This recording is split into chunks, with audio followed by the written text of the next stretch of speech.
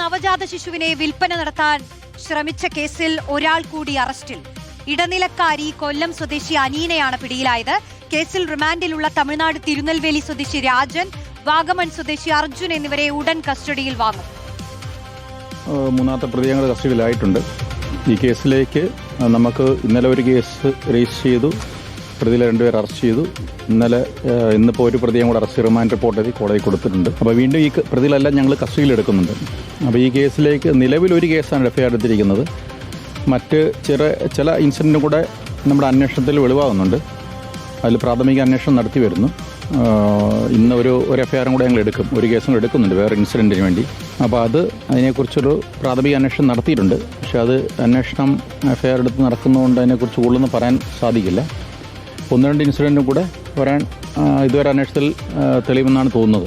നിയമപരമായിട്ടുള്ള ഏറ്റെടുക്കലല്ല ഈ അന്വേഷണം ഞങ്ങൾക്ക് വെളിവാകുന്ന കാര്യം. അതിനെക്കുറിച്ചാണ് പ്രാഥമിക അന്വേഷണത്തിൽ നിയമപരമായിട്ടുള്ള ഒരു ഏറ്റെടുക്കലല്ല നടന്നതായിട്ടാണ് വെളിവാകുന്നത്. കൂടുതൽ വിവരങ്ങൾ നൽകാനായി അഖിൽ കെ ചേരുന്നുണ്ട്. അഖിൽ, കൊല്ലത്തുകാരിയായ ഒരു ഇടനിലക്കാരി, ഇവരുടെ പങ്ക് എത്രത്തോളമാണെന്നാണ് പോലീസ് മനസ്സിലാക്കുന്നത്? ഈ കേസിന്റെ അന്വേഷണത്തിൽ ഇപ്പോൾ എന്തെല്ലാം വിവരങ്ങൾ പോലീസിന് ലഭിക്കുന്നുണ്ട്? റോഷനി, കേസിൽ പുതിയ വഴിത്തിരിവിലേക്ക് കാര്യങ്ങൾ പോകുന്നു, അല്ലെങ്കിൽ അടുത്ത ഘട്ടത്തിലേക്ക് ഈ കാര്യങ്ങൾ എത്തുന്നു എന്നുള്ളതാണ് ഏറ്റവും പ്രധാനപ്പെട്ട കാര്യം എന്ന് പറയുന്നത്. കാരണം ഈ കേസിൽ ഒരു എഫ്ഐആർ കൂടി രജിസ്റ്റർ ചെയ്തിരുന്നു. ആദ്യത്തെ എഫ്ഐആർ എന്ന് പറയുന്നത് അതിൽ ഒരു കുട്ടി കൈമാറ്റം അല്ലെങ്കിൽ നവജാത ശിശുവിന് കൈമാറ്റം നടന്നിട്ടില്ല, അതിനൊരു ശ്രമം ഉണ്ടായി, അല്ലെങ്കിൽ അതിനുവേണ്ടി ഒരാളെ കൊണ്ടുവന്നു എന്നുള്ളതാണ്. അതിനേക്കാൾ ഗുരുതരമായ കേസ്, അല്ലെങ്കിൽ കുറച്ചുകൂടി ഗൗരവമുള്ള, അല്ലെങ്കിൽ ഏറ്റവും പ്രധാനപ്പെട്ട കേസ് എന്ന് പറയുന്നത് ഇത്തരത്തിലൊരു കച്ചവടം നടന്നിട്ടുണ്ട് എന്ന് തെളിയിക്കുന്നു. അതിനെക്കുറിച്ച് വിവരങ്ങൾ ലഭിച്ചിട്ടുണ്ട്.